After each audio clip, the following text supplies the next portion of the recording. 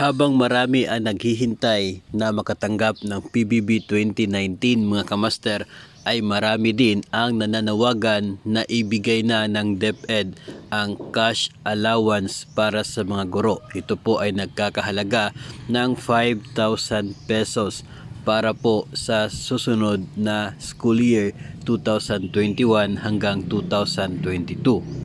May mga grupo na rin katulad ng Alliance of Concerned Teachers na nananawagan talaga na dapat ay maibigay na sa mga guro itong cash allowance.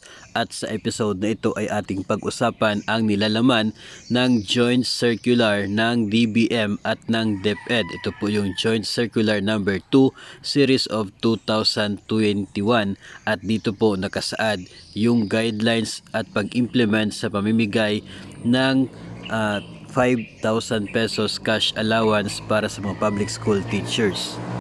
Bakit hindi pa naibibigay ang cash allowance? Ayon sa guidelines na ito mga kamaster at maging doon sa mga naunang guidelines sa cash allowance, ito po ay ibinibigay to entitled public school teachers not earlier than the official start of every school year as stipulated in the annual issuance on the official school calendar or as may be decided by the Education Secretary or his or her designated authority in cases of emergency situations.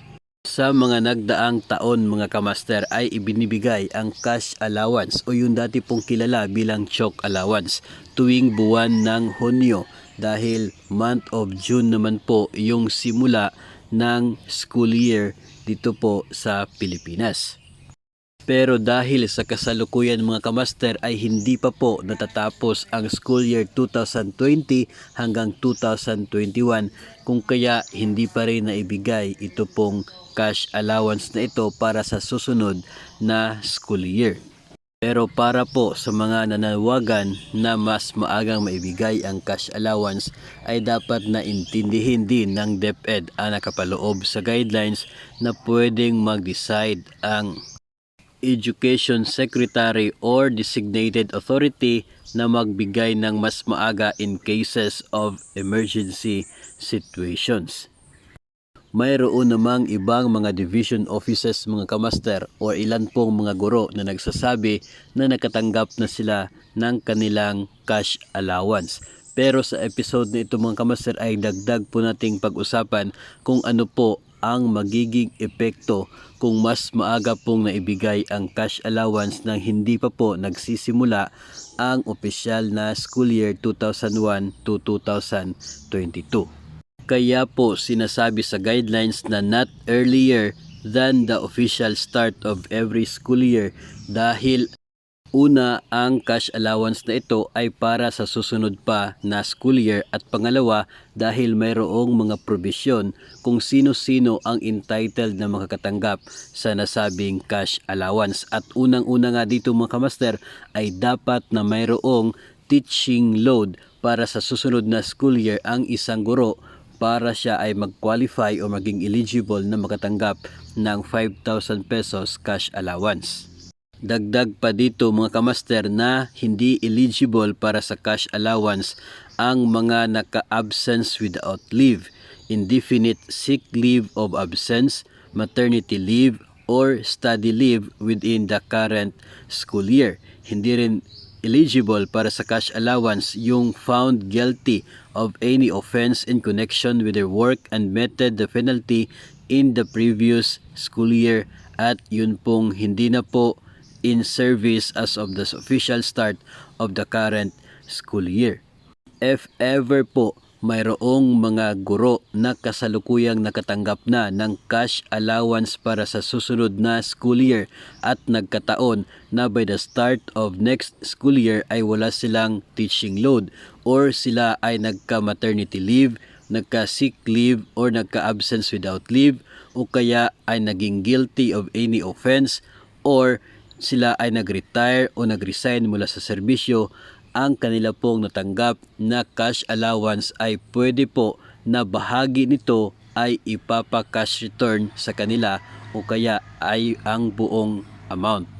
buong amount ang ipapa-cash return sa kanila kung nakatanggap sila ng cash allowance ngayon at sila ay nag-resign o kaya ay nag-retire or naging guilty of any offense by the start of school year 2001 hanggang 2022.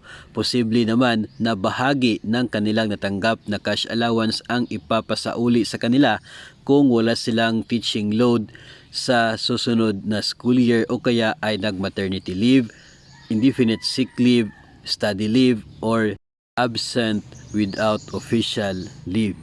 Bakit naman bahagi lang ang ipapa-cash return sa kanila? Dahil ayon naman po sa guidelines dito ay pwede din sila makatanggap ng prorated cash allowance kung sila po ay biglang babalik or makakabalik na sa serbisyo o magkakaroon na ng teaching load. Ito po ay depende kung kailan ito mangyayari.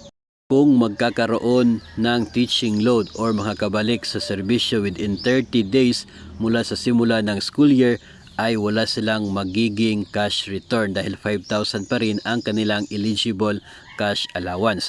Pero kung more than 30 days but less than 90 days ay siguradong ibabalik nila ang 1,000 na natanggap na cash allowance dahil 80% lamang ang kanilang eligibility.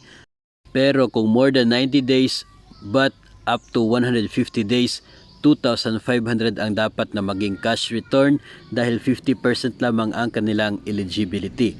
Kung more than 150 days naman yung kanilang pagbalik sa serbisyo o kaya ay pagkaroon ng teaching load, ay siguradong 4,000 ang kanilang magiging cash return dahil 20% lamang ang kanilang eligibility. Yun po mga kamaster ang magiging epekto kung maaga pong ibibigay ito pong cash allowance para sa susunod na school year. Sigurado pong magkakaroon ng cash return yun pong mga guro na nabanggit na mga sitwasyon.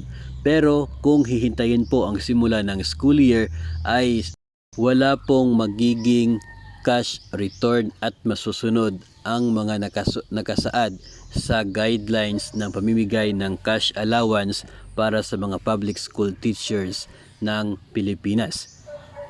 Kaya naman, ano po ang inyong opinion tungkol sa isyong ito mga kamaster? Dapat po bang mas maaga na maibigay ng DepEd ito pong cash allowance for school year 2021 hanggang 2022 o dapat bang hintayin lang muna natin yung opisyal na pagbubukas ng susunod na school year bago po ibibigay ng DepEd ang 5,000 pesos cash allowance na ito para sa mga eligible public school teachers ng bansa? Ang inyo pong opinion ay ipaabot na sa pamamagitan ng comment section dito po sa ating video. Samantala sa araw na ito ay patuloy pa rin nating aabangan at hihintayin ang anumang update mula sa DBM kaugnay sa pamimigay ng SARO para sa 2019 PBB. Make sure na kayo ay nakapag-subscribe dito sa ating YouTube channel para updated kayo kung meron tayong bagong uploads na videos. Maraming salamat po sa inyong panonood at sa patuloy na pagsuporta. Keep safe everyone.